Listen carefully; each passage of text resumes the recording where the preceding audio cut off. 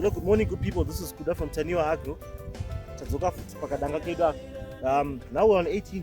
That's 18 goats. We got 2 to Madoli a few days back, and the herd is growing. What we want to talk about today is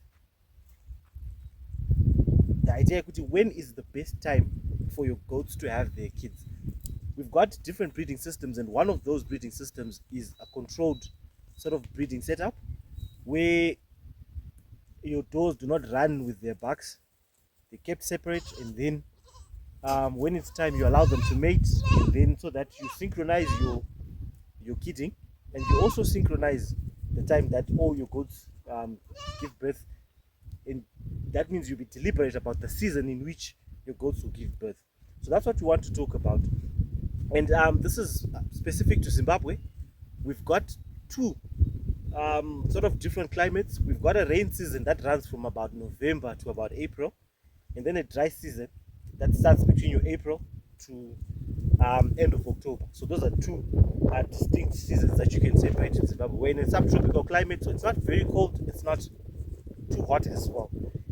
That being said, with that background, within the rain season, you've got lush green pastures, you've got a lot of good pasture, a lot of good feed for your goats, and then the dry season, obviously, you've got a bit of scarcity when it comes to feed. But with that background, we want to talk about the best time for your goats to have their kids. And literature says the best time for your goats to have your kids is within the rain season for Zimbabwe. That is when you've got good pasture and you've got very good nutrition. Even for your pregnant mothers, they also get good nutrition as they carry that pregnancy. Milk production becomes high. You've got good feed even for the doe, for the kid that is born thereafter.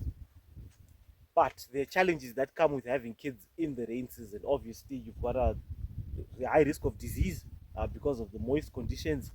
A lot of hoof rot happens during that time. So if you're going to have your kids born during the rain season, it means you need to make sure you provide dry conditions for your does that are lactating and the kid. That is the first thing. The second thing is that you've also got a very high parasite load. Incidence of ticks are very high during the rain season, and also goats do not like wet conditions.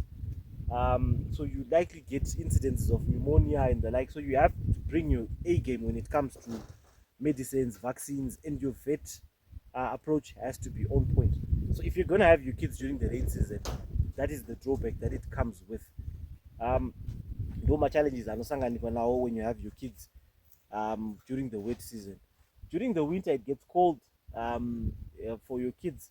If you're going to have your kids during the winter, you're most likely going to have a challenge with feed. As you can see, we're in April now, and the grass is already starting to look dry. It's starting to dry up, so the quality of the pasture starts deteriorating from the time you just get past March. Quality of pasture deteriorates. You either need to do your hay whilst your grass is still green, or you supplement your feed. In the next video, we're going to talk about the various ways that we can supplement our feed. But as it stands, the best time for you to have your kids in the country, if you don't have irrigation facilities or if you don't have irrigated pastures, is in the rain season. Rain season. So we're saying we want our kids to be born from November through to about March. If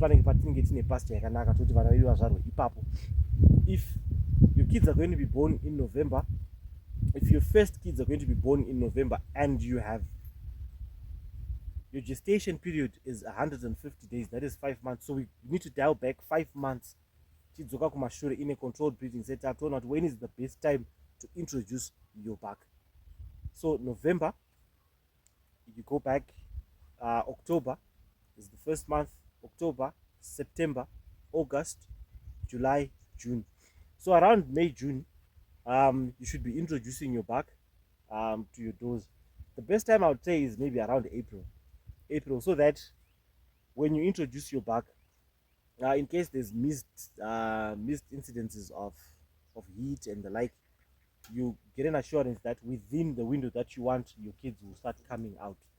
So the best time to do your breeding is around April, May, which is now.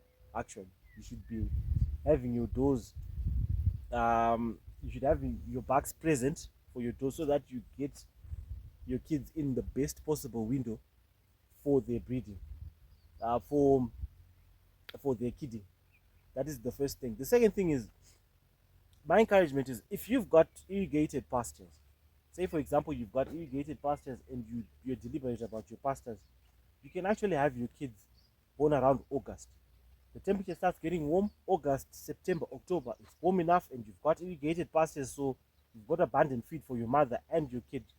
That means by the time the rain season comes and disease pressure kicks in, the kids that would have been born will be about 3 or 4 months old. They will be old enough to sustain it. They will actually be at winning age.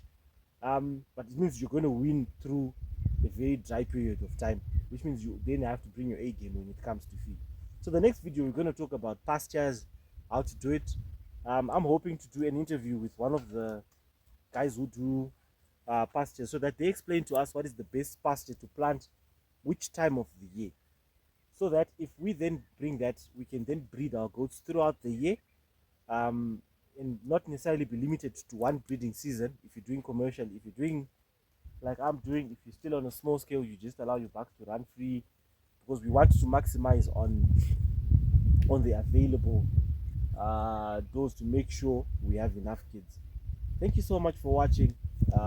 Remember, the best time to have your kids is when there is abundant pasture or feed, or if you can provide enough feed for your does during their pregnancy and lactation, that then becomes the best time to have your kids.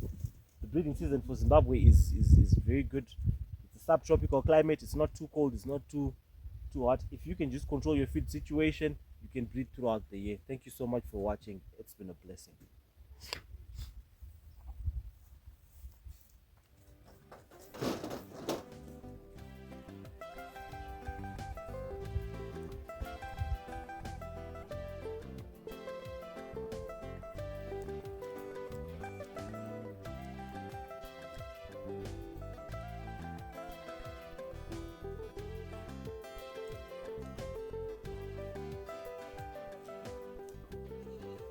The tea that does hot, with that condition, hot disposal low, they were under a tethering system.